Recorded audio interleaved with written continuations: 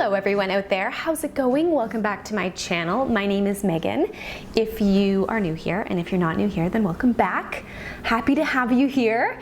In today's video, I want to talk about different spots in our home and a couple of other areas in our lives to declutter. Spring is around the corner. I feel like decluttering is always a wonderful thing to do, at least a couple of times a year, doing a good thorough declutter of the things that we inevitably end up accumulating throughout the months and throughout the years. I don't in any way expect any of you to declutter all of these spaces today, but definitely pick one or two that you think that you can start with that really need a good declutter in your life and start there. Area number one is your fridge and your freezer. And the fridge is definitely home to some wonderful, wholesome, fresh, delicious food, but also ends up being home to some fuzzy science experiments in the back of your fridge that are growing weird things, and we don't want to touch them because we just don't want to deal with opening up the container. Maybe even right now you're thinking, yeah, I definitely have a few containers in my fridge that need to be cleared out and just decluttered. So here is your reminder to head on over to your fridge and your freezer, hopefully sometime soon. Take a look at what is hanging out in the very back or in some of like the shelves. And if you want to, you can even give the shelves in your fridge or in your freezer a good wipe. Number two is your pantry. The pantry is another area where we often have food that ends up going expired without us sometimes realizing it. Go through what you've got hanging out in your kitchen cupboards in terms of food, some dried goods, some things that might be expired or have gone bad, or that you're just not eating and that you can clear out and make space for non-expired things. And also going along with the kitchen little theme here is to go through any other kitchen cupboards or drawers where there are utensils, bowls, plates, mugs, kitchenware, silverware, whatever, that you just have a lot of and that maybe you're not using. For some reason, it's so easy to collect mugs, like just so many mugs. Right now, we're pretty good. We just have like a few. Actually, there's probably a few mugs that we could even get rid of. I really only use one or two of them. But for some reason, just mugs end up getting collected over time. Next up is a classic one to declutter, and that is your wardrobe. So your clothes, the clothes that you have in your closet. This is something that can take a little bit of time, especially because with clothing, a lot of times we have this inclination to hold on to items that we think we might wear in the future, even though sometimes we haven't worn them in months or even years. But be realistic here, really be honest with yourself. Am I going to wear X, Y, or Z, this item that you haven't worn in a while? So go through the clothes that you have. What can be really helpful here is to actually take them all out of your closet, lay them on your bed and really sort through them. Which ones do you wear all of the time that you love? Hang those ones back up, and which ones have you just not worn in a really long time? Throw them into a bag and donate them. Stay tuned though, because in a few weeks I'm going to be sharing with you some tips on creating an intentional wardrobe, and what I mean by that is ways to create a wardrobe, have a set of clothes that we own, that we're actually making use of, and different ways that we can go about shopping in a more intentional way. So stay tuned for that. If you're not yet subscribed to my channel, then you can do that so that you are notified for when that video comes out. The next area to declutter, this is similar to your wardrobe, is your dresser. Now, I'm not just talking here about going through your drawers, which is definitely useful to do here, going through, any underwear that you have, socks, pajamas, anything that you've got lingering in your drawers that you maybe aren't wearing, you haven't worn in forever, things that don't fit. But also, what I want to point out here too is the surface, what is on top of your dresser. Our dresser tops and other types of surfaces can often become really cluttered. And a tip that I have for you here is to actually take everything off of the surface of your dresser, and this goes for any other type of surface in your home, and put things back one by one based on what you actually are making use of and that you love maybe the look of on top of your dresser. Gives you that opportunity to sift and sort through the things that are on top of your dresser when you kind of remove them and go through them one by one. The next area to declutter is your nightstand. So there really is nothing worse than having your bedside table that has stuff all over it, right? When you're getting ready for bed and you're getting into bed and you want to have a glass of water next to you, but you can't because there's hair ties and there's little whatever, I don't know, trinkets. You've got your lamp, maybe an alarm clock, whatever. Maybe you even have a drawer in your nightstand like I do. Just go through this little area and declutter it. It feels so nice when we can go to bed at night and have a nice clear surface for things like a glass of water perhaps, or anything else that you want to have next to you, maybe a book. I don't know, whatever you like to have next to you that you find convenient. Sean and I don't even have a bed frame. So we just have our box spring and then the mattress on top. So we don't even have an under the bed.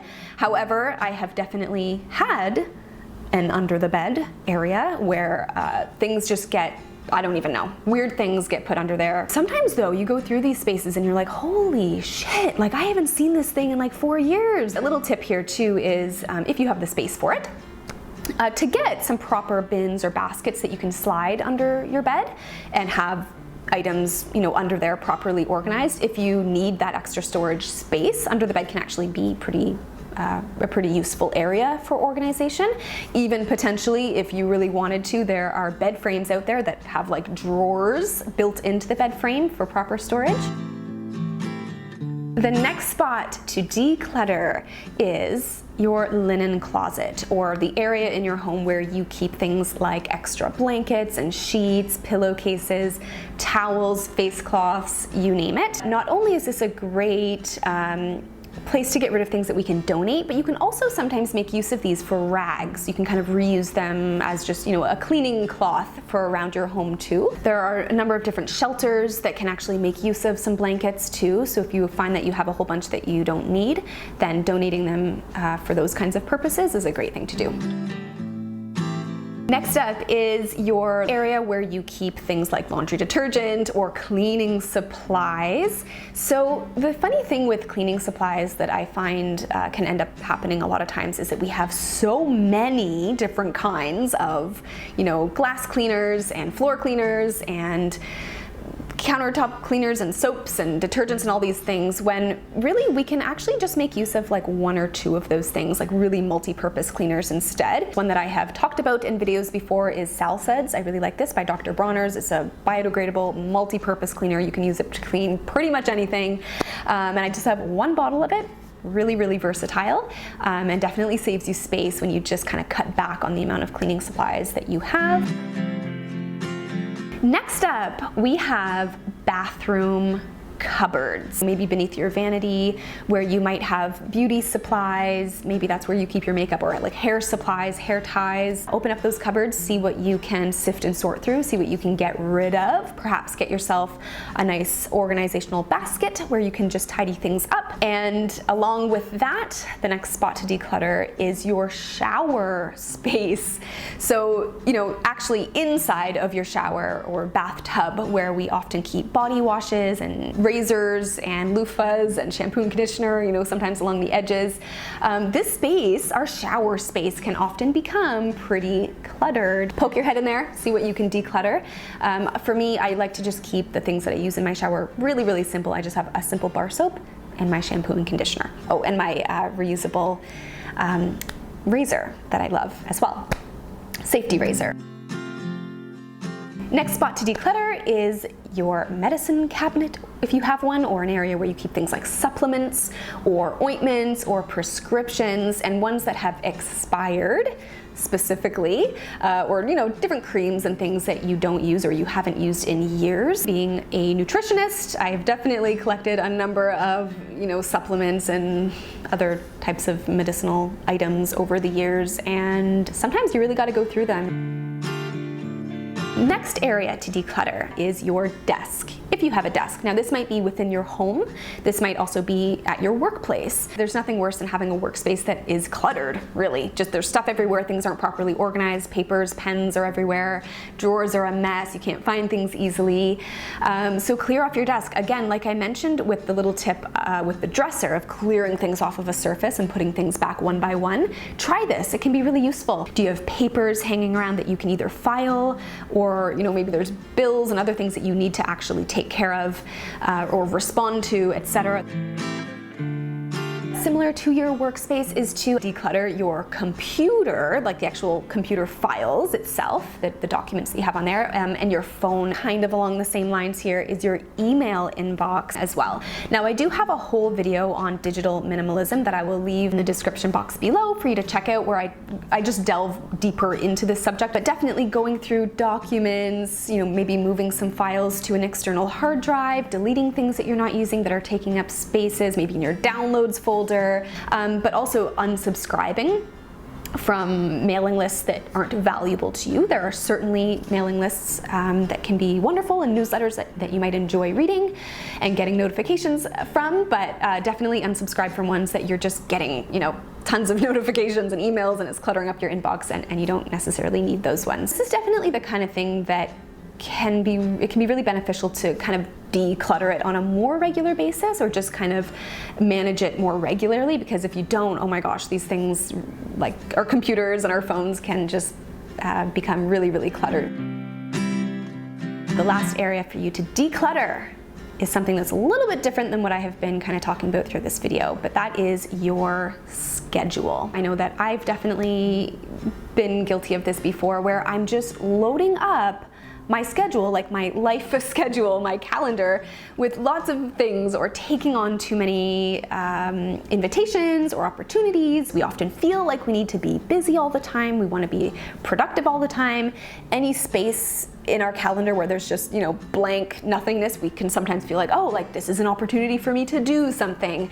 And I am by no means saying that you should go and cancel all of your plans. Really what I'm just saying here is to take a moment to consider what things are you putting into your schedule, into your calendar, that is feeling overwhelming for you, that you don't necessarily need to be doing. Just being conscientious of like, what things can I say yes to, and what things can I maybe say no to that I don't think are going to serve me or bring that much value to my life. Like, where can I set those boundaries for myself?